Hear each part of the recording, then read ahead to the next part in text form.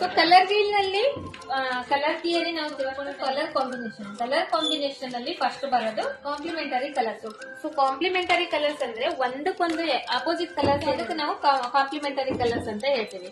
So ಇವಾಗ blue colour opposite ಬಂದು orange colour ಇದೆ, ಗ್ರೀನ್ ಕಲರ್ ಆಪೋಸಿಟ್ ಬಂದು ರೆಡ್ ಕಲರ್ ಇದೆ, ಯೆಲ್ಲೋ ಕಲರ್ ಆಪೋಸಿಟ್ ಬಂದು ಪರ್ಪಲ್ ಕಲರ್ ಇದೆ. ಸೊ ಆಪೋಸಿಟ್ ಕಲರ್ ಏನಿದೆ ಸೊ ಅದನ್ನ ನಾವು ಕಾಂಪ್ಲಿಮೆಂಟರಿ ಕಲರ್ಸ್ ಅಂತ ಹೇಳ್ತೀವಿ.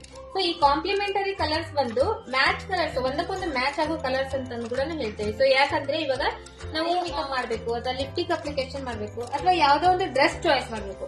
ಆ ಡ್ರೆಸ್ ಚಾಯ್ಸ್ ಮಾಡೋ ಟೈಮ್ ನಲ್ಲಿ ಸೊ ನಾವ್ ಇವಾಗ ರೆಡ್ ಕಲರ್ ಡ್ರೆಸ್ ಚಾಯ್ಸ್ ಮಾಡುತ್ತೇವೆ. ರೆಡ್ ಕಲರ್ ಜೊತೆಗೆ ನಾವು ರೆಡ್ ಕಲರ್ ಜುವೆಲರ್ಸ್ ನ ಚಾಯ್ಸ್ ಮಾಡಿದ್ರೆ ಆಗುತ್ತೆ ತುಂಬಾನೇ ಹಾರ್ಡ್ ಅನ್ಸುತ್ತೆ. ಸೊ ಅವಾಗ ನಾವು ರೆಡ್ ಕಲರ್ ಜೊತೆಗೆ ಗ್ರೀನ್ ಕಲರ್ ಜುವೆಲರ್ಸ್ ನ ಚಾಯ್ಸ್ ಮಾಡಿದ್ರೆ ಪರ್ಫೆಕ್ಟ್ ಮ್ಯಾಚ್ ಆಗುತ್ತೆ.